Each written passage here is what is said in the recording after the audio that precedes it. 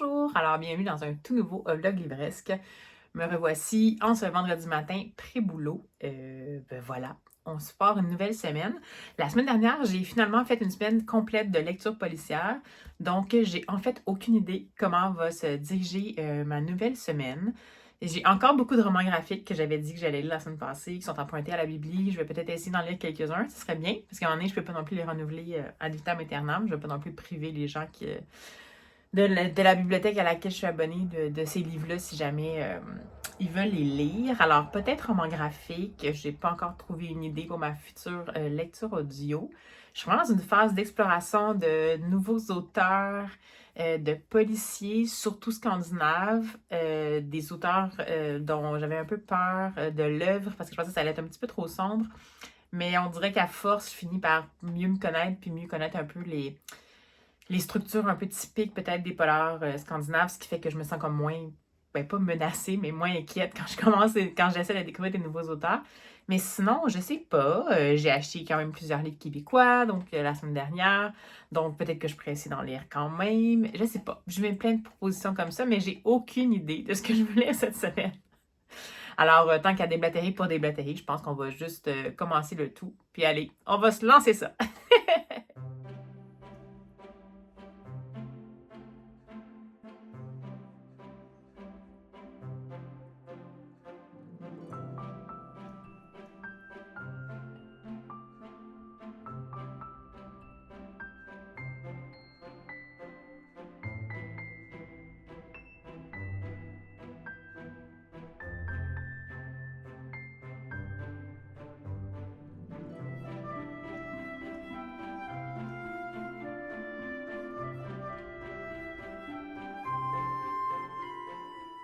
Et bonjour, alors on se voit en ce dimanche matin. Finalement, je ne vous ai pas repris depuis l'ouverture du vlog. C'est rendu un petit peu une tradition parce qu'en fait, je travaille le samedi, donc j'ai souvent un petit peu moins le temps ou en tout cas pas l'énergie nécessaire pour vous reprendre, mais ça ne veut pas dire que j'ai pas lu.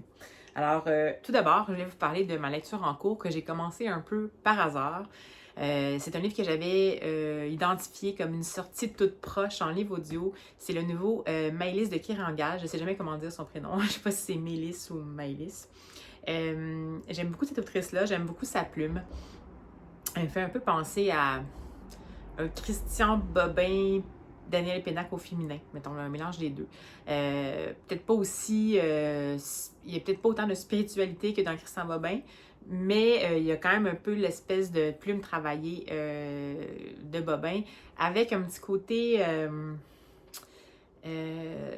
comment toujours trouver le mot juste pour évoquer en peu de mots la perception émotionnelle d'endroits, de personnes, de situations.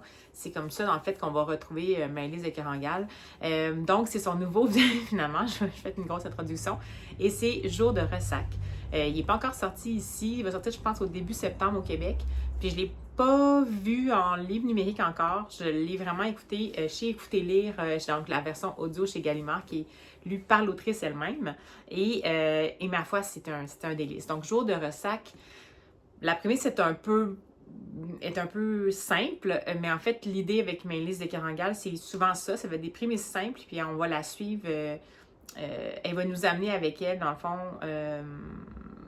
pendant un petit bout de une petite tranche de vie, un moment, mais ça va tellement être riche, puis tellement précis, puis juste, puis délicat, puis fleuri, puis évocateur, que absolument, on n'a pas besoin qu'il y ait nécessairement une super grosse intrigue. Par contre, dans celui-là, ça commence quand même avec quelque chose qui est un peu interpellant, c'est-à-dire que on va découvrir l'autrice qui est aussi quelqu'un qui fait maintenant des voix, des voix off, puis des voix de livres audio. Donc, on la voit à la maison et elle se fait appeler sur son cellulaire par la gendarmerie de la ville de Le Havre. Elle habite à Paris.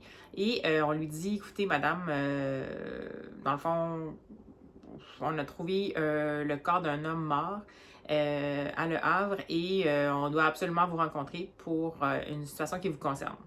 Donc, Évidemment, c'est un peu stressant quand la police nous appelle pour dire, je pense que c'est un crime vous concernant ou quelque chose comme ça. C'est peut-être une situation ou un crime, je me souviens plus. Donc, évidemment, elle commence à partir dans toute... ça la met un peu dans tous ses états. Évidemment, le fait que la police appelle, qu'il faut qu'on se rende là-bas, c'est une sommation, t'as pas vraiment le choix. Elle se stresse parce qu'elle se dit, mais voyons, je connais personne là, je vois pas en quoi je peux être concernée par cette situation-là. Et le Havre, c'est également la ville où elle a grandi, en tout cas au moins jusqu'à ce que j'ai compris, 12 ans. Et sans y avoir, on sent dès le départ qu'il y a quelque chose de non résolu pour elle à Le Havre. Donc, ça va être comme ça, on va la voir, on va l'entendre en fait s'inquiéter, se questionner, partir un peu dans des élucubrations pendant la nuit. On va la voir partir le matin très tôt vers Le Havre parce qu'il faut qu'elle aille rencontrer le gendarme. Et ça va être un peu spécial parce que dans le fond, elle va le rencontrer, puis il va lui montrer une photo, puis elle soupçonne vraiment, il est vraiment comme, ben écoutez, nous on vous pose des questions parce que le corps, il a été retrouvé avec un ticket de cinéma, puis il y avait votre numéro de cellulaire dessus. Fait que là, l'autrice est comme, ben, OK, mais je le connais vraiment pas. Puis dans le fond, une fois qu'elle va voir, elle va être partie de la gendarmerie, puisque évidemment, ben, elle le connaît pas, elle l'a pas vu, puis tout ça. Et elle laisse quand même partir, elle n'est pas accusée, elle est juste comme une personne d'intérêt, disons.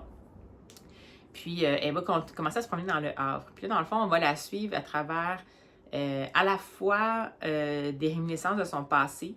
C'est souvent, on dirait, des moments d'émotion qu'elle a vécu qui sont liés à des choses qu'on finit par... On se dit que potentiellement, ça va tisser une trame qu'on va finir par découvrir au complet vers la fin. Et en même temps, dans une espèce d'enquête un peu à rebours, parce que ça l'intrigue quand même, ça lui fait peur, ça la tétanise, la situation dans laquelle elle est par rapport à la gendarmerie puis au corps qui a été trouvé. Mais en même temps, le petit côté en elle, qui est une écrivaine, qui elle-même fait de sa vie, c'est d'écrire des histoires, elle se dit, mais c'est donc bien bizarre, comment ça se fait que cette personne-là avait mon numéro de téléphone sur lui? Fait que malgré la peur, puis on est toujours, c'est sûr que là, elle a quand même pas un peu de l'épée de Damoclès qui pèse en haut de sa tête en espérant qu'ils vont la croire puis qu'elle n'aura pas d'autres convocations et tout. Mais en même temps, elle veut savoir. Donc, elle va partir à la fois à la quête de qu'est-ce qui a bien pu se passer, pourquoi cette personne-là avait son numéro de téléphone dans sa poche, puis en même temps, redécouvrir le Havre, puis potentiellement redécouvrir qu'est-ce qui est non résolu pour elle avec cette ville-là. Donc, ça a l'air d'être gros, mais c'est parce que c'est dur de résumer un livre de Maëlys de Kerangal parce que la prémisse, c'est plus comme le fait qu'elle ait été interpellée par la gendarmerie, mais c'est juste pour donner un peu plus une idée, c'est qu'on la suit vraiment dans son introspection, ses interactions. Le Havre, il y a des flashbacks. Elle a également est en couple avec son mari puis sa fille. Sa fille fait de l'escrime et tout ça. Donc, on va voir des interactions avec eux aussi, mais c'est surtout son cheminement à elle qu'on va suivre dans cette espèce d'enquête un peu saugrenue-là. Donc, jusqu'à maintenant, ça me plaît beaucoup. Donc, c'est ma lecture audio en cours. Et je viens tout juste de lire un roman graphique que je dois absolument rapporter à la bibliothèque parce qu'il est réservé, donc je ne peux pas le prolonger. Et c'est un roman graphique que j'avais comme... J'attendais avec beaucoup d'impatience. J'ai été patiente, je ne l'ai pas acheté, je l'ai juste comme pris à la bibliothèque, mais je pense que si jamais j'arrive à mettre la main dessus, même s'il est très cher, ça se peut que je me laisse tenter. Donc, c'est celui-ci, c'est donc Vert de Patrick Lacan et Marion Besançon et c'est chez Rue de Sèvres.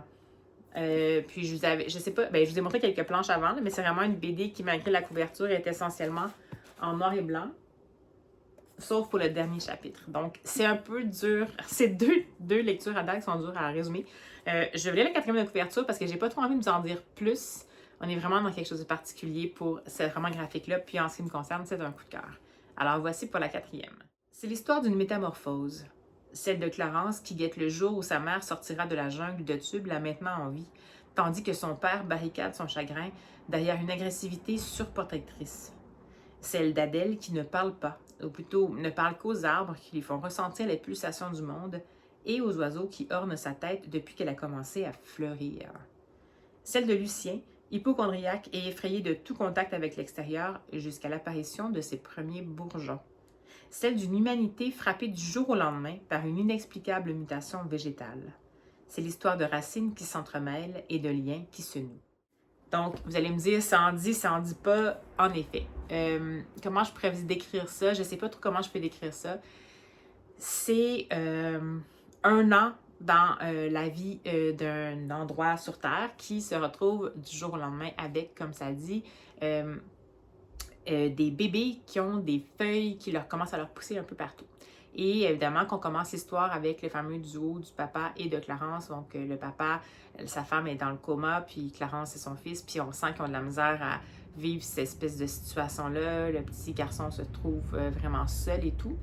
Et on va aussi suivre le parcours d'une jeune fille qui a des belles pousses sur elle, des bourgeons, ça bourgeonne autour d'elle, puis qui est un peu dans sa bulle. Donc c'est celle, dans le fond, Adèle, qui parle aux oiseaux et aux arbres.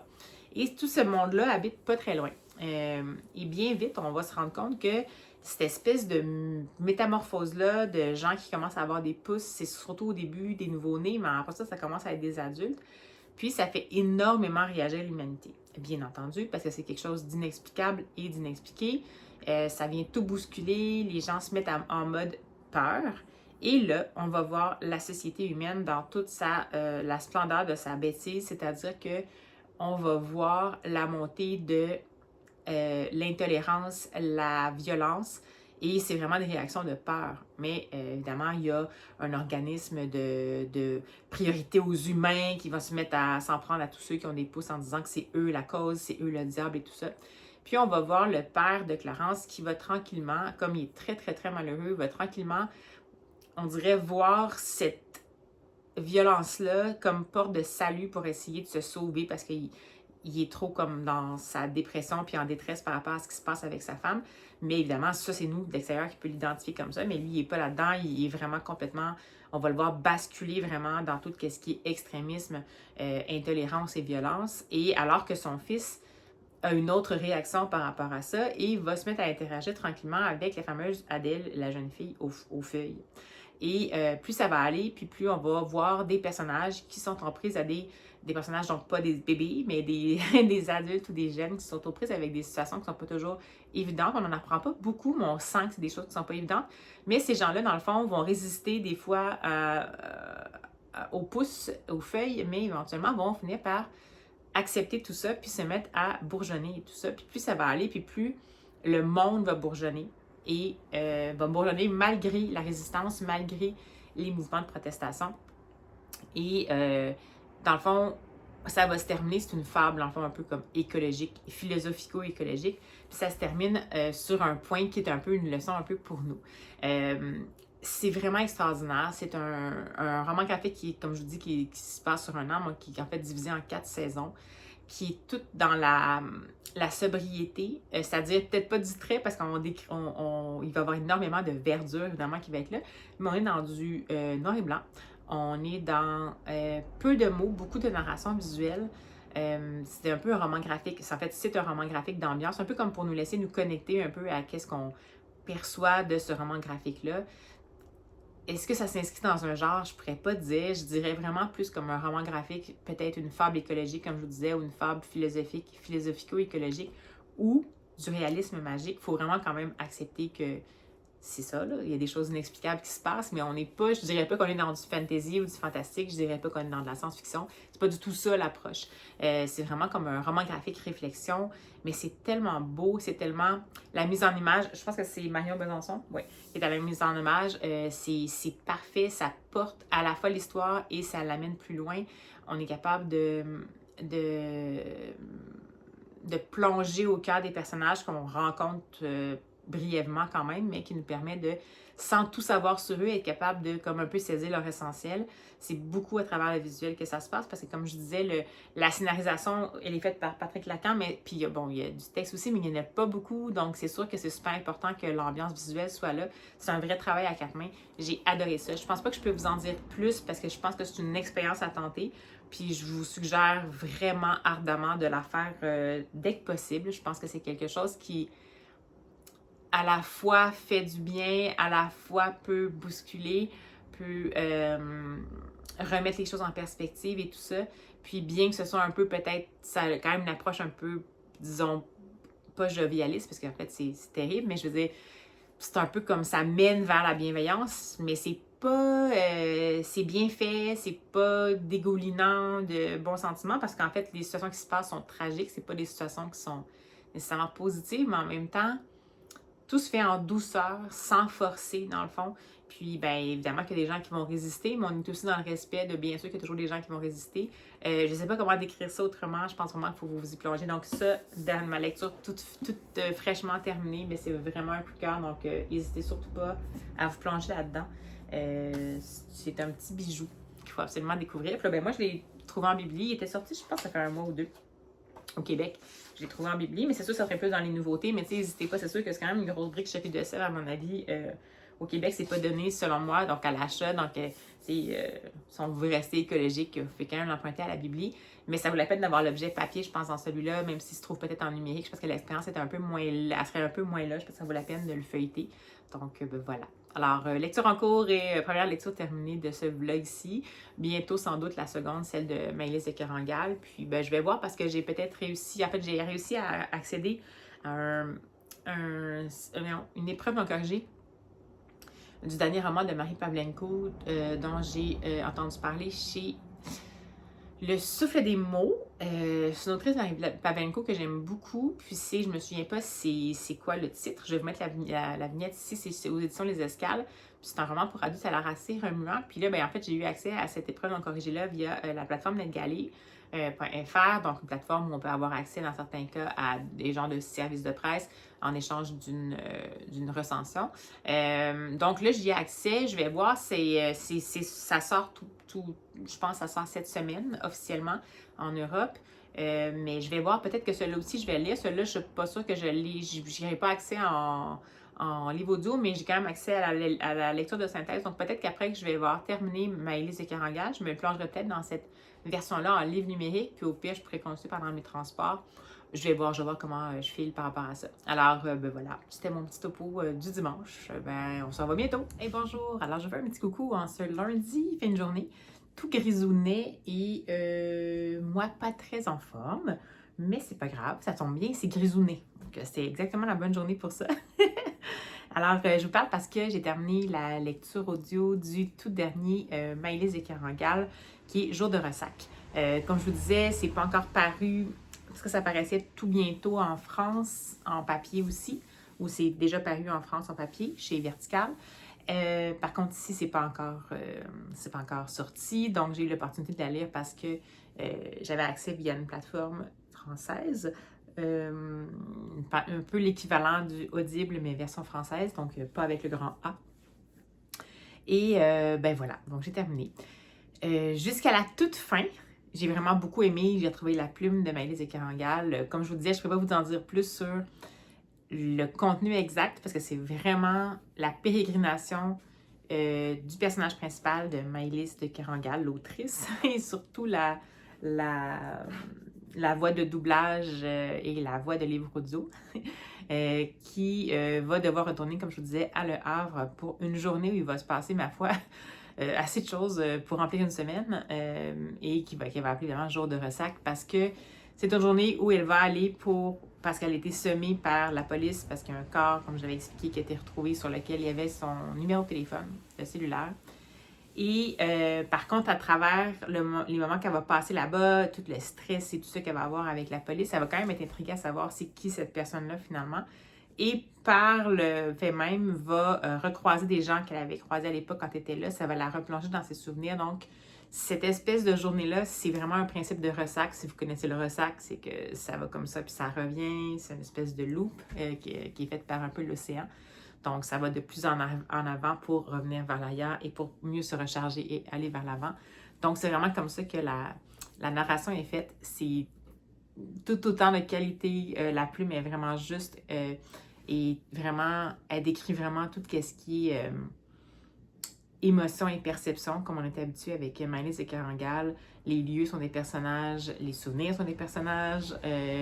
C'est vraiment touchant, c'est vraiment remuant. C'est vraiment intriguant. Et il y a un mais quand même. Et il y a une fin que j'ai écoutée 3 fois, puis je me suis demandé, en fait, ça se termine, puis je suis pas certaine. Je pense que ça se termine sur une fin ouverte, c'est ce que je comprends. Donc, qu'on laisse le lecteur déterminer finalement si elle est allée au bout de l'enquête ou pas, la fameuse enquête avec le corps. Et bien sûr, comme je vous disais, on comprend quand même que son but, c'est quand même, c'était pas nécessairement de retrouver qui était la fameuse personne, mais ça fait finir par la replonger quand même dans ses souvenirs, qui elle était, qui elle est, qui elle veut devenir et tout ça.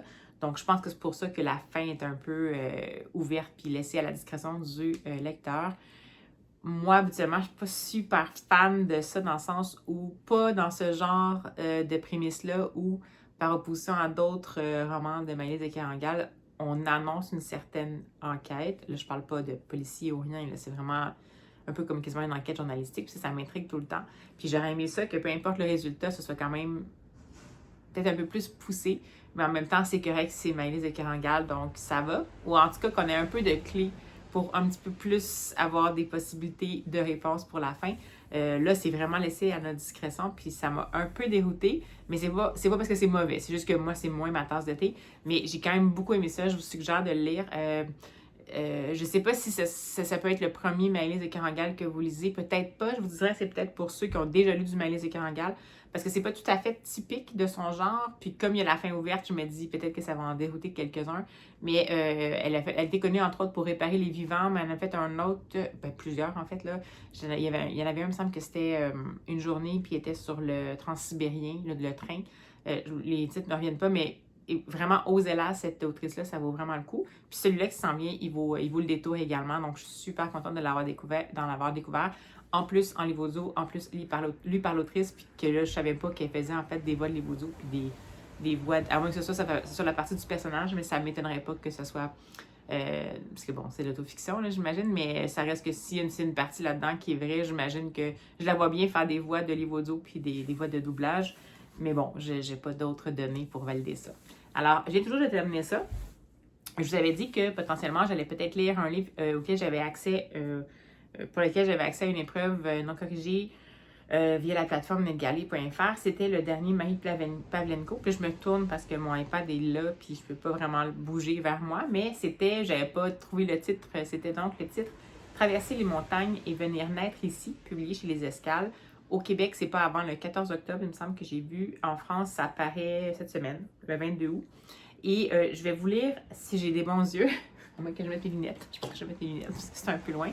Pendant que mon chat vous regarde avec des yeux confus. Bon, alors voilà. Je vais vous lire tout ça, la quatrième de couverture. Et voilà. Astrid a tout perdu. À 40 ans, plus rien ne la retient, alors elle part. Elle achète sans l'avoir visité une maison isolée dans la région montagneuse et sauvage du Mercantour. Parmi ses bagages, un carton marqué d'une croix rouge, ce qui lui reste de sa vie passée. Soraya a tout laissé derrière elle, sa Syrie natale, sa famille, ses amis, son insouciance. Elle traverse la montagne pour rejoindre la frontière française en se cachant de la police. Dans son ventre, une vie qu'elle déteste grandit. 2 destins de femmes inoubliables, 2 douleurs indicibles qui se rencontrent et s'apprivoisent. Donc, comme vous pouvez voir, je vais les garder, j'en ai une autre à vous lire. Comme vous pouvez voir, c'est... En fait, j'avais envie de lire du Marie Pavlenko à cause de sa plume. Habituellement, c'est des sujets qui ne sont pas nécessairement légers, mais toujours un peu d'espoir. Ça dit que c'est un roman lumineux, mais avec la quatrième, on dirait que je ne suis pas trop certaine. Donc, je ne sais pas trop si je vais me lancer cette semaine là-dedans. On dirait que je ne suis peut-être pas tout à fait dans le mood pour ça, mais je vais lire tout bientôt de toute façon parce que, bon, vu que j'ai l'épreuve non corrigée, je vais le lire quand même avant ou pas trop loin de sa sortie, au moins en Europe. Ici, ça va être un peu plus loin, là, mais bon. Et sinon, quand je me cherchais une lecture audio, j'ai commencé, pour voir, je ne sais pas si je vais le poursuivre, mais j'ai commencé un livre que j'avais repéré qui est paru il n'y a pas très longtemps chez Le Bruit du Monde. C'est une maison d'édition que j'aime vraiment beaucoup et c'est je vais dire son nom pas très bien, j'imagine, de Stine Palgard. Je pense que c'est une autrice danoise. Et ça s'appelle Le Pays des phrases courtes, donc traduit en français, traduit du danois. Et j'y ai accès en livre audio. Là, j'ai essayé de l'avoir en livre, mais probablement, je ne l'avais pas sous la main, donc je me suis pris en numérique en anglais pour voir, parce que en livre audio, c'est un livre qui a plusieurs points de vue, puis il y a des parties qui sont un peu plus comme des chroniques, donc on dirait que j'ai un peu plus de misère à me situer, mais a priori, je l'écouterai en audio, potentiellement. Donc, je vais vous lire la quatrième de couverture, puis je vais m'étirer pour aller changer ma page. Voilà, super professionnel. Alors, Stine Pilgard, c'est ça. Donc, c'est pas très long comme quatrième, vous allez voir, puis c'est un très court roman de toute façon. Alors, c'est parti. À l'ouest de Jutland, dans une région rurale de la péninsule danoise, la narratrice s'installe dans une communauté isolée après avoir vécu à Copenhague. Elle doit se faire une place au sein de l'école où son compagnon enseigne la créativité, tout en assumant son rôle de jeune mère, ainsi que la rubrique de conseils aux lecteurs qu'elle tient pour un magazine. Alors, je l'ai commencé. Après la 4e couverture, je trouvais ça super intéressant. Je l'ai commencé, puis c'est assez spécial. Je ne sais pas si c'est la traduction, c'est pour ça que j'étais un petit peu curieuse. Je l'ai pris en livre numérique en anglais parce que je voulais voir si la traduction du danois vers le français, est-ce que c'est pour ça qu'il y a encore des gros écarts de niveau de langage. Puis c'est correct, mais on dirait que j'étais pas sûre si c'était vraiment voulu ou pas. Donc, je vais voir si en anglais, ça le fait aussi, parce que ça reste quand même, comme je vous disais, que danois, suédois, souvent, c'est la traduction vers l'anglais elle se fait peut-être plus aisément. À date, j'aime bien les personnages, c'est particulier, c'est vraiment dans une communauté isolée où il y a une école, puis si j'ai bien compris, c'est une école qui est un peu hors du système danois, là, donc c'est des gens qui peuvent suivre des cours mais qui n'ont pas nécessairement d'examen à passer, donc c'est comme une espèce d'approche différente. Puis la fameuse personnage principale est arrivée là, elle a vécu cette grossesse-là, elle a accouché, puis c'est un nouvel endroit pour elle où habiter, elle était en ville avant, donc c'est sûr que c'est un gros clash. Puis elle arrive dans une communauté rurale où il y a des codes. Il faut qu'elle décode un peu comment ça fonctionne.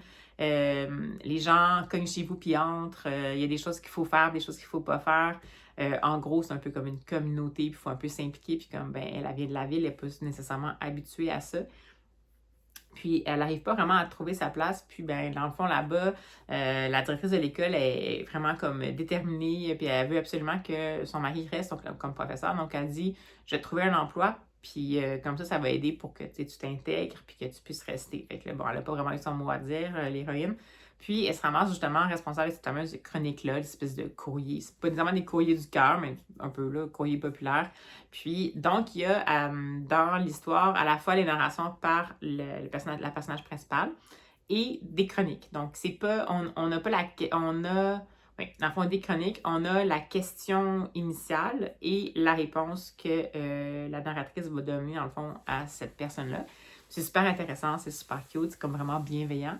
Les réponses qu'elle donne, c'est vraiment une chronique comme qui fait chaud au cœur. On n'est pas nécessairement dans les trucs de mon mari me trompe, c'est quand même des trucs plus relationnels et tout. Mais ce qui donne un peu un choc, c'est que le personnage principal a l'air vraiment comme complètement pas le goût d'être là quand dans les parties où c'est elle qui narre, elle parle aux autres un peu raide et tout. Puis il y a une alternance entre des dialogues qui sont comme insérés, je pense, dans la narration, parce que là, j'ai pas le texte devant moi, je l'écoute en audio, et de l'introspection. Donc, c'est peut-être pour ça qu'il y a des fameuses différences de niveau de langage, mais est un peu sur le rough, on va dire. Fait que je sais pas trop. A priori, ça m'apparaît intéressant. C'est un court livre audio de 5 heures à peu près. Donc, je me suis dit que peut-être que cette semaine, je préfère ça. En fait, je me rends compte que depuis le début de la semaine, je fais seulement lire des livres qui sont soit empruntés à la bibliothèque. Les livres audio, c'est des livres audio numériques, mais c'est quand même emprunté à la bibliothèque. Soit des livres auxquels j'ai accès par une plateforme. Dans le fond, donc des livres qui sont dématérialisés. Donc, je me suis dit peut-être que j'allais faire finalement une semaine de livres que je n'ai pas en ma possession, donc des livres auxquels j'ai eu accès, mais que je ne possède pas, mais que j'ai lus, parce que je ne fais pas juste lire des livres de ma bibliothèque à lire physique. Là, je vais vraiment à l'instinct avec ce que j'ai envie de lire. Donc, je me suis dit, peut-être ça pourrait me faire un petit thème pour la semaine. Mais je vais lui donner une petite chance parce qu'il m'intéresse. C'est juste qu'on dirait que je trouve que la tournure de phrases, je ne suis pas certaine, fait que je vais regarder. Je vais quand même continuer à l'écouter. Le livre audio est bon, c'est pas... Mais si jamais il y a des choses qui me dérangent un peu, je vais aller voir dans la version anglaise pour voir. Puis si c'est juste une question de traduction, je vais juste conditionner mon cerveau pour qu'il passe par-dessus. Parce que j'aime trop, comme la narratrice est super bonne, puis j'ai vraiment le goût d'écouter en livre audio. Donc, voilà. Alors, sur ces bonnes paroles, je vous laisse ici, puis je vous reprends quand je peux.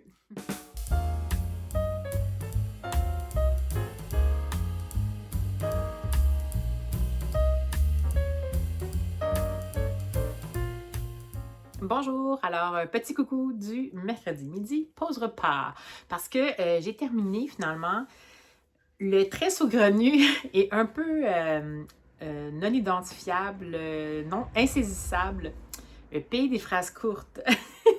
Vous pouvez voir avec mon ton que, écoutez, je l'ai terminé, je l'ai lu en partie en livre numérique en anglais et je l'ai écouté en partie en traduction française. Je sais pas du tout quoi penser de ce livre-là. Je voulais vraiment l'aimer. La prémisse m'intéresse. Je pense que ce qui a été le problème majeur, c'est un problème de traduction. Pas parce que la traduction a été mal faite, ni en français, ni en anglais, mais parce que je crois que il y avait beaucoup de référents à la culture du Danemark certains concepts sociaux qui font en sorte que, même traduit, on dirait que je me sentais un peu à l'écart, comme si j'étais dans une pièce, que tout le monde racontait des blagues puis que j'avais pas les codes pour les comprendre. Et c'est sûr que la traduction française a ajouté un petit côté un petit peu plus, on dirait encore plus distant par juste le principe en fait de la traduction. Là, il y a des choix qui ont été faits sur comment traduire certains éléments de danois que je me suis rendu compte qu'en anglais, ça avait été fait un petit peu plus pas en langage familier, mais ça permettait au lecteur de s'approcher un peu de la situation, tandis qu'en français, en raison de choix de traduction, ça faisait qu'on était... Excusez, j'ai un cheveu. C'est pas grave. Ça faisait qu'en français, on était maintenu comme lecteur vraiment à une distance un peu plus polie, disons. Puis comme c'est déjà une histoire, c'est une histoire sans histoire. C'est peut-être pas une histoire sans histoire, mais c'est comme un peu un roman tranche de vie. Je peux s'habituer à lire ça en littérature japonaise. Puis c'est vraiment l'histoire de cette femme-là qui va vivre plusieurs étapes importantes de sa vie alors qu'elle se constate comme en exil un peu, parce qu'elle a déménagé, je vous rappelle, dans un endroit un peu plus reculé du Danemark, alors qu'elle habitait à Copenhague, et elle a accouché là, elle a eu son enfant, puis elle habite là avec son mari, puis elle habite sur le terrain d'une école qui est une approche différente, comme je vous disais, qui implique une communauté. Puis elle, ben bon, c'est un personnage qui est enfant unique, issu de la ville. Le principe de la communauté, elle comprend pas trop ça. Puis elle va être confrontée à l'exil alors qu'elle est... Un sentiment d'exil, un sentiment de non-appartenance, puis de recherche d'intégration à tout prix. Et elle va vraiment avoir l'impression de ne pas avoir les bonnes clés. Donc, tout au long du livre, on va la voir tenter de s'intégrer, mais en même temps, on n'est pas trop sûr si elle a envie de s'intégrer ou pas. La communauté va tout faire pour qu'elle s'intègre, mais dans le fond, en l'invitant à suivre leur propre code. Par exemple, c'est un endroit un peu plus rural, donc elle et son copain ne sont pas mariés, donc là, il y a beaucoup d'allusions qui vont être faites au fait qu'ils devraient peut-être se marier. Ils vont avoir attendu presque 1 an et demi pour donner un prénom à leur bébé officiellement, parce qu'ils n'en trouvaient pas, puis là, ça, c'est vraiment mal vu. Mais en même temps aussi le regard sur la parentalité, un peu plus normée, disons, dans cette section-là. Puis c'est déjà quelque chose de nouveau pour le personnage principal, c'est son premier enfant. Puis déjà, en tant que nouveau parent, on est déjà en mode en train de se demander est-ce qu'on est toute seule là-dedans, est-ce qu'on fait les choses correctement. Donc déjà en partant, puis bon, il y a peut-être eu quand même une petite partie là, de postpartum, là, de dépression postpartum, c'est pas clair pour le personnage. Mais donc, c'est déjà une situation où elle est un peu instable, où elle est déjà est un peu en quête de sens, puis en quête d'équilibre. Puis c'est un manque qui est très déstabilisant pour les nouveaux parents. Il n'y a pas beaucoup de sommeil et tout ça. Donc, c'est peut-être pas le meilleur moment pour trouver des repères, avoir une confiance assez solide en soi pour faire en sorte de retrouver des repères, retrouver sa balance dans un nouveau milieu. Puis ce qui est spécial, c'est qu'on est vraiment confronté à un milieu qui a l'air super accueillant de l'extérieur, mais c'est comme si il accueille poliment la différence, parce que dans le fond, elle est vraiment différente, ce personnage principal-là. Ben, je veux dire, de leur code, c'est quelqu'un qui va vers les autres, qui devient proche facilement des autres, qui en dit beaucoup, un peu trop, sur elle-même, sur plein de sujets qui sont un petit peu plus considérés de l'ordre de l'intime, disons, dans ces contrées-là. Puis elle va vraiment comme déstabiliser un peu les autres. Puis, mais en même temps, on a comme le goût de s'attacher à cette espèce de communauté-là, on les trouve quand même bienveillants et tout. Mais c'est vraiment comme si elle se frappait un mur à chaque fois. À chaque fois, c'est comme si elle pense qu'elle est correcte. Finalement, elle va avoir dit des choses qui vont être considérées comme ayant été trop loin, donc ça va un peu lui fermer les portes. Donc, on la suit dans cette espèce de périple-là. On la suit aussi dans son espèce de périple où elle va essayer, tant bien que mal, pendant tout le livre, de finalement obtenir son permis de conduire qu'elle n'avait pas, parce qu'elle est en région rurale, donc ça va lui prendre le permis de conduire. Puis elle est vraiment terrorisée de conduire. Ça va lui prendre, je pense, 85 leçons de conduite. Puis pour obtenir son permis de justesse. Mais donc, on va la suivre là-dedans. Le ballet est tellement un cas désespéré que tous les enseignants de conduite, tous les profs de conduite vont finir par se la passer comme une patate chaude parce que personne, tout le monde est découragé, tout le monde pense que c'est toujours facile, puis finalement, avec elle va finalement défier toutes les règles, entre guillemets, de toutes les statistiques habituelles d'élèves qui habituellement obtiennent leur permis. Et en même temps, on va la découvrir avoir une certaine amitié avec quelqu'un qui est déjà un personnage singulier qui tient un peu les gens à distance, puis dans le fond, ils se retrouvent parce que les deux sont un peu différentes. Mais comme les deux sont un peu différentes, c'est sûr qu'il n'y a pas nécessairement comme. Ils se complètent pas tant que ça, donc c'est sûr qu'elle n'est pas si proche que ça. Et elle va étrangement, on va lui donner, comme je vous disais au début, un travail qui va être d'être l'espèce de celle qui répond un peu au courrier du cœur, un peu dans un magazine local. Puis dans ces chroniques-là, ça va être très drôle parce qu'elle va vraiment être elle-même. C'est vraiment moi, c'est les chroniques quasiment que j'ai préférées. Parce que c'est dans ces chroniques-là qu'on va apprendre à la découvrir comment elle est. Puis qu'on sent que le personnage principal va pouvoir s'exprimer comme elle le veut.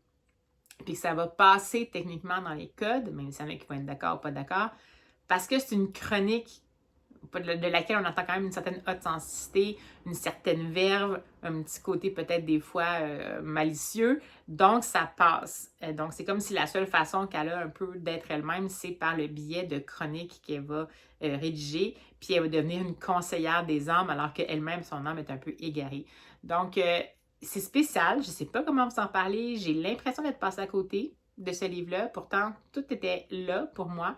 Le contexte danois, rural, le côté vraiment petite communauté, difficulté d'adaptation, bon, nouvelle parentalité, ça me concerne moi, mais je suis capable de m'identifier quand même. Il y a quand même des codes, puis j'ai eu autour de moi tellement de monde qui sont en nouvelle parentalité, qui ont été en nouvelle parentalité dans les dernières années, que je vois bien que c'est des codes qui sont tout à fait, il y a des petites blagues qui sont en lien avec ça. J'ai aimé la personnage quand même. Ben, c'est une personnage principale qu'on aime peut-être pas tant que ça, qui se plaint pas mal. On dirait qu'elle est comme à se complet dans l'absence de solution qu'elle trouve. Puis pour avoir été quelqu'un moi-même qui des fois a l'impression de ne pas avoir les codes ou qui a de la misère, tu sais, des fois en société, je suis introvertie, fait que des fois j'ai l'impression que je parle pas le même langage que les autres. C'est pas que je comprenais pas la situation, puis c'est pas que j'ai pas d'empathie pour le personnage principal, mais en même temps, on dirait que elle faisait. Le problème, c'est toujours à l'extérieur d'elle. Fait que ce bout-là m'a comme un peu agacée du personnage principal, mais j'ai bien aimé certains des personnages secondaires, dont son dernier prof de conduite qui était vraiment cool, dont celle qui s'occupait de la garderie où son fils allait. Et j'ai vraiment aimé les chroniques. Donc, je ne sais pas comment vous dire ça. C'est un très court livre. Je pense que vraiment, c'est plus comme Lost in Translation. La valeur ajoutée, l'espèce de peut-être la délicatesse de ce qu'on pourrait apprécier dans cette espèce de tranche de vie-là complètement inclassable. Je pense qu'elle se perd un peu en traduction, que ce soit en français ou en anglais. Donc, j'ai été un peu déçue. Pas déçue, mais je suis sortie de là en me disant bon, voyons, j'ai comme pas d'opinion. Est-ce que je suis contente de l'avoir lu? Ben oui. Est-ce que je relirais d'autres de cette autrice-là? Potentiellement pas, parce que si son écriture est vraiment ancrée dans autant de référents danois qui sont intraduisibles, c'est plus difficile pour moi de me sentir interpellée. Bref, donc je l'ai essayé, toujours bien. Donc, merci à la bibliothèque, parce que, voyez-vous, si je l'avais acheté, ça aurait été encore plus décevant. Donc, voilà pour ma lecture terminée. Ensuite, là, pour la suite, je ne sais pas trop, on est quand même rendu mercredi. Il faudrait que je me trouve une lecture peut-être pour terminer d'ici vendredi. Est-ce que je vais me lancer plus dans des graphiques que j'ai à la maison, qui sont justement des livres empruntés à la bibliothèque? Je vais essayer de rester un peu dans cette espèce d'idée-là. C'est sûr que je pourrais essayer de commencer le Marie Pavlenko dont je vous ai parlé, que j'ai en copie non corrigée, en épreuve non corrigée. Mais ça a l'air un peu remuant, puis si je voulais l'écouter en audio, ce serait vraiment que la voix de synthèse, puis j'essaie vraiment de ne pas le faire, en tout cas le moins possible, parce que pour moi, la valeur est clairement pas là, c'est vraiment plus utilitaire pour quand je veux travailler. Donc, je rassure tous les gens qui font de leur métier des voix de livres audio. J'adore vos voix, puis on ne pourra jamais se passer de vous. Mais c'est juste que, c'est sûr, si je veux l'avancer, il faudrait que je puisse l'écouter un peu. Donc, je vais voir ce que je vais faire. Je vais vous en reparler de toute façon, mais je vais juste vous parler de cette espèce de lecture mitigée, un peu décevante, mais vraiment juste parce que je suis passée à côté là. Donc, mais voilà, on se reprend quand je peux. Et bonjour, alors je fais un petit coucou du midi parce que, écoutez, j'ai finalement entamé et lu d'une traite sans prendre le temps de respirer ni de dormir. Bon, j'ai dormi quand même. Le fameux livre pour lequel j'ai accès à une épreuve non corrigée, c'est-à-dire Traverser les montagnes et naître ici de Marie Pavlenko, c'est chez Les Escales et j'ai accès via la plateforme netgali.fr Et si je me souviens bien, en France, ça sort aujourd'hui. C'est soit aujourd'hui ou demain. Au Québec, c'est pas encore sorti. J'ai pas la date de parution mais en ce moment, mais je vous la mettrai en bas si je la trouve. Et qu'est-ce que je peux vous dire d'autre que c'est une note parfaite, c'est un coup de cœur, un coup de massue. Ça m'a complètement enlevée, emportée. Dans le fond, je pense que je vous avais déjà lu la 4e de couverture, il me semble, je me souviens plus. Mais en fait, on va suivre la destinée de 2 personnes. Donc, on va suivre la destinée de Astrid, qui, à 37 ans, va se ramasser, ça dit 40 à l'arrière, mais en tout cas, près de la quarantaine, va se retrouver confrontée à le deuil. Au deuil, en fait, de sa famille. Donc, au deuil subi, cruel et difficile à accepter de son conjoint et ses 2 enfants. On n'en apprend pas beaucoup au début. On sait que c'est arrivé d'un coup. Et on la rencontre alors que ça fait plusieurs mois que ça s'est passé. Et elle a pris la décision de quitter la ville où elle était, puis aller en campagne, s'acheter une maison qu'elle n'a même pas vue, dans un endroit où son conjoint aimait aller marcher, en fait, qui est tout proche de la limite de, je me souviens plus, je pense que c'est l'Italie. Je ne suis pas certaine. Je pense que c'est dans le sud de la France. Quelque chose comme ça. Et donc, elle va aller là-bas pour, je sais pas, pour essayer d'être proche de son conjoint qui est décédé, d'essayer de se remettre de toute de tout ce deuil-là qui l'envahit. Elle va arriver là-bas, c'est une bourgade très reculée, il n'y a pas beaucoup de monde. Elle va se rendre compte qu'il va falloir qu'elle tombe en mode autosuffisance assez rapidement parce que le climat est rude. Puis elle va se lancer un peu plus dans justement préparer la maison, même si elle ne ressent pas vraiment la motivation. Puis elle va apprendre à connaître un peu les gens autour, dont une voisine qui s'appelle Ida, qui va venir dès le départ essayer de entrer en contact avec elle. On voit également en parallèle la destinée de une jeune femme qui s'appelle Soraya, qui est une Syrienne et qui, on comprend, a fui la Syrie, est avec sa tante et qui marche à pied justement pour essayer de se rendre en France. Et ce qu'on comprend, c'est qu'elle est partie de la Syrie directement.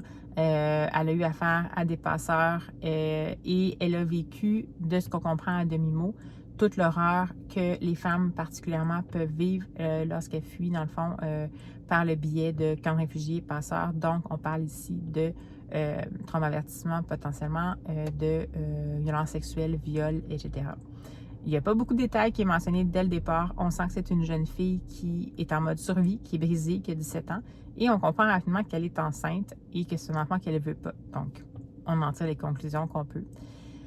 Et cette histoire-là, ça va être l'histoire de la rencontre complètement inopinée et non prévue de Astrid, cette âme-là blessée, en deuil, qui essaie de trouver un sens à sa vie, malgré tous ces gens-là, en fait, qui lui manquent. Et cette jeune fille-là, Soraya, qui va se ramasser aussi seule au monde, j'en dirai pas plus, avec en elle une vie qu'elle ne veut pas parce que ça l'oblige à être confrontée à ce qui s'est passé et un souhait grand de survivre, d'essayer d'émigrer en France. Et ces 2 personnes-là vont se croiser, dans le fond, par peut-être chance, entre guillemets, et vont devoir apprendre à évoluer ensemble, à faire face un peu à leur trauma et tout ça. Et voilà, donc j'en dirai pas plus, j'en ai dit beaucoup, j'en avoir dit beaucoup, mais c'est pour donner un peu quand même un contexte. Ça va être une histoire qui va parler évidemment de deuil, bien sûr, de deuil de gens qu'on aime, de deuil d'une patrie, d'un pays qu'on a connu, le deuil d'une réalité qu'on pensait acquise qui n'est plus. Là, je parle vraiment pour les 2 personnages. De solitude, d'amitié, de famille, d'immigration, d'intolérance et de violence. Et c'est une histoire dans laquelle il va se passer beaucoup de choses qu'on souhaiterait qu'il se passe et beaucoup de choses qu'on espère qu'il ne se passe pas, mais qui potentiellement vont se passer. Donc, c'est parfait. honnêtement, j'ai commencé à lire comme en soirée, juste en me disant, je vais commencer quelques pages pour voir si ça me plaît. Je l'avais en numérique. J'ai pas détaché mes yeux de ma liseuse. C'est un livre qui fait, je pense, 252 pages, 270 pages. Puis en fait, je l'ai lu en 2h30, 3h. Je pense peut-être que j'ai un petit peu divagué, là, mais puis je me suis couchée tard juste parce que j'arrivais pas à pas terminer ça. À la fois, les personnages, on y croit, on s'y attache, même si c'est des personnages qui ont tendance à repousser les autres pour se protéger, on s'y attache, on est bouleversé par ce qu'ils ont vécu. On pourrait avoir l'impression que c'est un roman qui est giga triste. C'est pas un roman qui est joyeux. J'ai souvent eu les larmes aux yeux en même temps. J'ai souvent eu aussi le sourire. C'est quand même un roman où on dirait qu'il y a une pointe d'espoir, mais en même temps, c'est vraiment pas un roman feel-good, dans le sens où c'est un roman qui se passe dans la réalité. Puis dans la réalité, les histoires se finissent pas toujours comme on souhaiterait qu'ils se terminent. C'est une ode à la vie, mon Dieu, oser prendre des décisions qui parfois peuvent passer à côté potentiellement de ce qui devrait être fait, mais qui humainement sont les décisions à prendre. Quand je dis devrait être fait, ça veut dire légalement être fait. C'est tellement parfait. Il y a dans les parties qui vont évoquer le passé de chacun des deux personnages principaux, oui, on va avoir droit à des réminiscences du passé, des flashbacks par rapport à, par exemple, ce qui s'est passé, le contexte qu'on apprend peu à peu de la disparition du conjoint et des enfants d'Astrid, mais également par rapport à une partie du périple et même la partie du périple qui a traumatisé et a en fait un peu fait basculer complètement la vie en fait de Soraya dans son périple avec sa tante en quittant la série. Mais c'est tellement fait avec, je dirais, sobriété, respect, finesse, que même s'il y a des bouts que j'ai lus un peu en diagonale parce que j'avais peur d'être trop heurtée, mais en même temps, à la fois, on en parle suffisamment, mais on s'y attarde pas trop. Donc, c'est présent, mais on n'est pas non plus juste là-dessus. Il y a des belles bouffées d'espoir. Il y a des affreux personnages, mais comme il y a dans la vie, des gens qui malheureusement font vraiment pas les bons choix par rapport à la différence, en fait, qui prennent pas les décisions humaines, disons. C'est tellement beau, je sais pas comment en parler bien. Je pense que je cherche mes mots parce que c'est super beau. Il faut absolument lire ce livre-là, absolument. Genre, n'hésitez même pas. J'avais juste lu un livre de Marie Pavlenko. Puis je sais que c'est un peu sa spécialité, ce genre de sujet-là, mais là, vraiment, ça a été... C'est fait avec... c'est vraiment une note plus que parfaite pour moi. Je pense que ça va être un de mes coups de cœur de 2024. Je l'ai lu en épreuve non corrigée et ce livre-là, clairement, je vais l'avoir dans ma bibliothèque. Je vais sans doute peut-être l'acheter en grand format, mais j'imagine qu'il va sortir éventuellement en format poche. Fait que si vous ne pouvez pas vous le permettre, au moins essayez de le lire à la bibliothèque. Vraiment, là, ça vaut complètement le coup. C'est sûr que c'est pas... Il faut quand même être un petit peu en forme quand on lit, dans le sens que c'est pas un livre super joyeux, mais il y a quand même... On donne quand même une chance à la vie, en quelque part, là-dedans. Donc, il y a des choses qui sont terribles, il y a des choses qui se passent pas bien, mais en même temps, il y a quand même des choses qui se passent finalement bien, alors qu'on aurait cru que tout était désespéré. Alors, coup de cœur intersidéral pour ce livre-là. Je vous suggère absolument sans hésiter. Et ben c'est ça. C'est dur de passer à une autre lecture après. Je me suis pris une petite lecture rapide parce que la semaine se termine, puis j'étais incapable d'enchaîner avec un autre livre. J'avais un autre livre que j'avais vu, auquel j'avais accès, qui était L'odeur des clémentines grillées de, je me rappelle jamais, Li Wu, quelque chose comme ça, dont Alex Bouquet-Prada avait parlé, puis j'avais très envie de le lire. Mais ça me semblait être quelque chose qui faisait aussi référence, pas à l'immigration, là, mais un roman peut-être un peu bienveillant, remuant. Puis j'étais là, OK, j'en ai quand même un peu trop eu. Fait que là, ce que j'ai décidé de faire, c'est de complètement changer de style puis de m'écouter rapidement un petit Georges Simenon, parce que non, j'ai jamais réussi à terminer un Maigret. Ou peut-être un, je ne suis pas certaine. Puis j'aimerais ça pouvoir le découvrir, mais on dirait que je suis comme pas sûre par quel bout passer. Puis je pense que c'est pas vraiment une série qu'on peut lire dans l'ordre parce qu'il y en a qui sont vraiment bons, d'autres qui sont moins bons. Fait que j'ai décidé de lire Le Chien jaune. J'avais connu Maigret plus de réputation parce que ma grand-mère lisait tous les Georges Simenon, mais aussi dans les séries, particulièrement l'adaptation qui met en scène Rowan Atkinson en Maigret. Si vous ne l'avez pas vu, il y a juste 2 épisodes, mais ça vaut vraiment le coup. Donc, ça me tentait bien. Puis c'est pas que j'avais nécessairement... Ça a été dur pour moi de prendre une décision, mais j'avais des déplacements à faire, puis j'avais le goût de laisser... ce clore, ce chapitre-là de lecture en essayant vraiment pas d'y comparer à un autre livre qui pourrait avoir des similitudes ou qui pourrait avoir des... je sais pas, qui pourrait affecter le souvenir que j'ai de ce livre-là parfait que je viens juste de lire. Donc, je me suis dit, essayons quelque chose qui n'entre pas en compétition. Donc, me voici dans un Maigret de Georges Simenon. Une fois que je vais l'avoir terminé, je vais vous en parler, puis ensuite, ce sera la fin de ce vlog-ci. Donc, sans plus tarder, je vous dis à tout bientôt.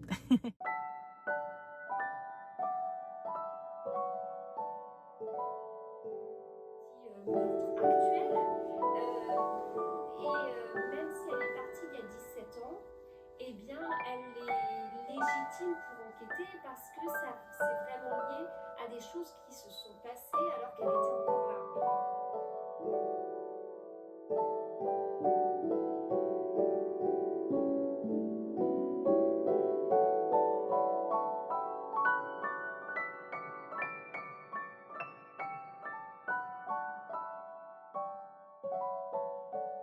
Hey, alors un petit coucou juste avant de partir pour le boulot, comme d'habitude, en ce vendredi matin. Post-jogging, post-douche, donc d'où cette belle coupe de cheveux. Parce que finalement, j'ai écouté le fameux Le Chien jaune de Maigret, de Georges Simenon, donc un Maigret. Si j'ai bien compris, le 6e des Maigrets que Georges Simenon a écrit. Et ça a été fort satisfaisant. Je pense que, dans le fond, il va falloir que je désactive ma fonction pour Georges Simenon des lire dans l'ordre parce que je pense que je vais y aller avec ceux qui sont peut-être un petit peu mieux ficelés. Puis je pense que c'est en voie de remplacer pour le moment quand j'ai envie d'avoir un petit policier un peu plus classique, lié à Agatha Christie que je connais maintenant un peu trop par cœur pour vraiment... Ben, en fait, je les apprécie, mais on dirait que là, il faut faire une petite pause parce que je suis en train d'être un petit peu...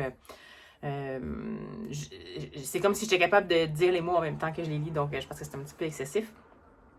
Bref, celui-là, le chien jaune, dans le fond, on va retrouver l'inspecteur Maigret qui est particulièrement un personnage très particulier, qui garde tout pour lui-même, qui est un peu bourru, qui est dans sa bulle, qui est quelqu'un qui visiblement a une grande agilité mentale, mais qui ne partage pas ses réflexions avec personne.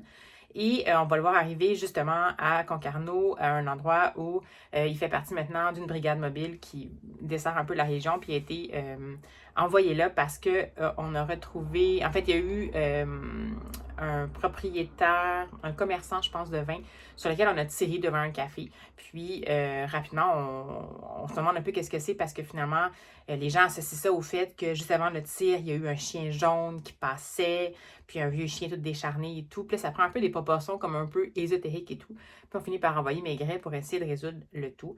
Sa technique, ça va vraiment être de s'installer au café où est-ce que, en fait, ça s'est passé. C'est une espèce d'hôtel, café. Et d'essayer de se mêler un peu, de bien comprendre comment la société fonctionne, sans trop s'impliquer, sans trop être en mode « je pose des questions ». Il va subir beaucoup de pression du maire pour essayer de résoudre rapidement l'enquête. Les soupçons vont aller sur plein de monde, des gens importants. Il y a un vagabond qui semblerait-il être un évadé de prison qui erre. Donc, les gens vont tout de suite, dans le fond, faire aller leurs soupçons sur lui. Donc, ça va être vraiment intéressant. Puis, évidemment, c'est une enquête qui va se résoudre et ça va être des choses, la façon dont ça va se résoudre, ça va être grâce à des informations que visiblement Maigret a déduit ou auxquelles il a eu accès et auxquelles le lecteur n'a pas eu accès. Donc, ça m'amène à vous dire que c'est vraiment ce style-là de roman policier, donc qui me fait peut-être un petit peu penser à peut-être Dorothy L. Sayers plus que Agatha Christie. Donc, un personnage qui est doué d'un fort intellect, mais qui n'a pas nécessairement... Mais quoique, Dorothée Sayers, je pense que le personnage principal parle beaucoup de ses raisonnements, mais dans celui-là, dans le fond, il n'en parle pas du tout, mais il crée ses raisonnements. Puis ce qui est drôle, c'est que c'est vraiment une histoire où le lecteur est considéré comme un spectateur de l'enquête et absolument pas partie prenante. Donc, on n'a pas de personnage de type Hastings qui pose des questions qui semblent niaiseuses à Hercule Poirot, mais qui représentent un peu les interrogations du lecteur. On n'a pas personne comme ça à qui s'identifier. Donc, on suit l'histoire en spectateur un peu non informé. Puis on voit Maigret qui a l'air de mijoter plein d'affaires. Puis à la fin, on attend la fameuse résolution et tout. Donc, ça peut apparaître pas agréable, mais en fait, c'est super intéressant. C'est un point de vue qui est beaucoup plus factuel. On rentre moins dans l'humain des personnes impliquées. On est vraiment plus, c'est plus, on rentre dans le caractère psychologique des gens qui sont impliqués, puis surtout des faits, puis l'intrigue, mais on n'a pas accès tant que ça à l'introspection de chacun des personnages secondaires, des personnages impliqués, ce qui fait que c'est vraiment quelque chose qui est plus un narrateur omniscient, un peu un compte-rendu qui a l'air un peu froid, mais moi j'ai vraiment beaucoup aimé ça. Donc ça me fait dire que Georges Simenon, c'est peut-être pour moi finalement, excusez-moi, j'ai mon chat qui peut-être pour moi finalement. Puis, quelle belle petite lecture pour terminer cette semaine, qui était quand même pas mal remuante en termes d'émotions. Donc, voilà, si jamais vous avez jamais osé découvrir cette figure classique du policier, Georges Simenon, ou que vous avez, comme moi, commencé avec genre Piètre le laiton, puis c'était un petit peu intense comme début, c'est un peu mélangeant celui-là, osez peut-être juste pigrasser, ça se dit pas pigrasser, picosser dans la liste des Maigrets, puis allez-y selon votre intuition, là, donc selon ce qui vous intéresse, parce que vraiment, ça vaut la peine. Alors, sur ces bonnes paroles, je vais clore le vlog ici. J'espère que ça vous a plu. Finalement, je m'en suis tenue vraiment à une semaine où je vais lire des livres que j'ai empruntés ou auxquels j'ai accès grâce à des plateformes auxquelles je suis abonnée, donc que je n'avais pas en main. Puis c'était fort intéressant. Alors, si jamais il y avait des auteurs que vous avez découverts par rapport à ce que j'en ai dit dans le vlog, n'hésitez pas à vous manifester. Si vous avez lu justement du Marie Pavlenko ou du Georges Simenon, puis que vous voulez me recommander d'autres livres de ces auteurs-là, n'hésitez pas, ça m'intéresserait beaucoup, beaucoup de lire ça. Puis nous, de toute façon, on se revoit tout bientôt. Puis on se dit à la prochaine!